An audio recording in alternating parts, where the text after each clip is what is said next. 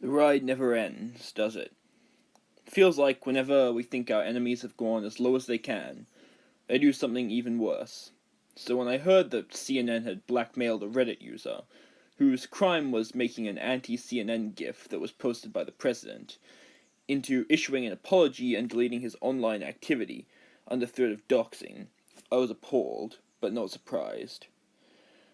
They had been ramping up their fake news over the past few months, taking it to egregious levels, from setting up their own cameraman to act as a fake anti-Trump protester. So you don't feel like this was a fair election because it looks like Donald Trump won fair and square. How did he win fair and square? Hillary had more votes. More human beings voted for Hillary. This isn't fair. We didn't get one vote. You didn't get a vote. It's just like back in the day when your vote was 1/3. So the Electoral College, here's somebody who wants to blow that up. You want to get rid of Electoral College? Just count the votes. It's ridiculous. Hillary, you're a lawyer. Walk in. Go to the Supreme Court. I believe in you, Hillary. I've been to Rwanda. I've been to your hospital in Rwanda. I've seen all the good you've done. I believe in you. Women need you. Minorities need you. I need you. Chicago needs you. We all need you. This country needs you to stand up and walk into the Supreme Court and say one vote equals one vote. What's wrong with that? What's the debate? I definitely feel his passion. There's other people out here who feel the same way. At one point, you had people who were blocking this road. Chicago police moved in. Everything has remained peaceful. Like I said, Don, as you see, thousands of people still continue to gather.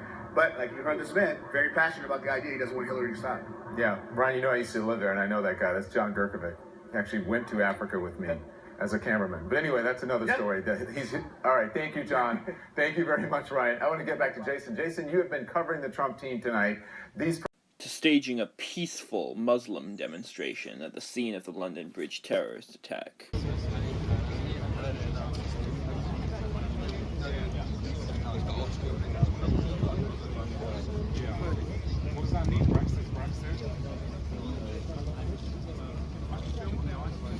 Yeah.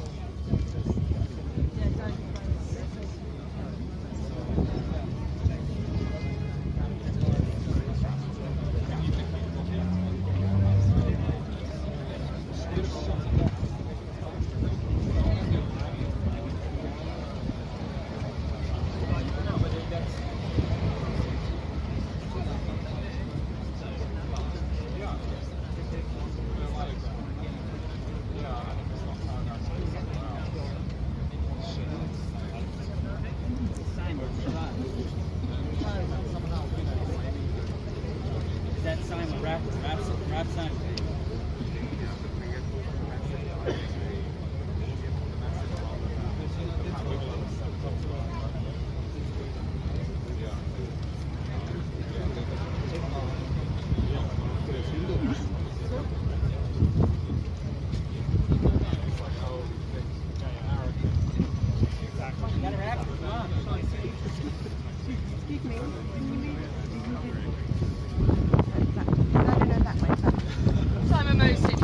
Recording. What I want to show you now, viewers, is a wonderful scene. These are Muslim monks. Guys, and this is in commemoration to the heroes of London. There are flowers on the street here. Ladies with hashtag Turn Love, hashtag ISIS is enemies of Islam, hashtag ISIS lose, hashtag Turn to London. A poignant scene, the scene we should sit on just for you viewers to understand exactly just bump out on it. London so close. But this one really took the cake. This was not mere fake news or bias, but active extortion and blackmail of a private citizen, a crime. Some people justified this because the user was supposedly racist. If that's the level we're at now, where doxing and blackmail of a private citizen by a major media company is justified over mean online words, how can we say that the shit hasn't already hit the fan? There are also rumors about the individual blackmailed by CNN being only 15 years old. I don't know how true this is. There are a lot of conflicting reports, but it ultimately doesn't matter. If true, it would only make despicable behavior on the part of CNN even worse. A Mexican poll user also posted, claiming that he was actually the originator of the CNN GIF tweeted by Trump. This is yet to be verified, but if true, it would mean that this Reddit user didn't even make the GIF that CNN blackmailed him over. It's worth noting that a large part of the kvetching about this had to do with the user in question singling out a particular ethnic group. As goes the quote commonly misattributed to Voltaire, "To learn who rules over you, simply learn who you are not allowed to criticize." I was somewhat white-pilled seeing the reaction to this. We managed to get the hashtag CNN Blackmail trending worldwide, and even had neocons like Kathy Young and Ben Shapiro calling out CNN over this. But at the same time, I couldn't help but feel somewhat black-pilled.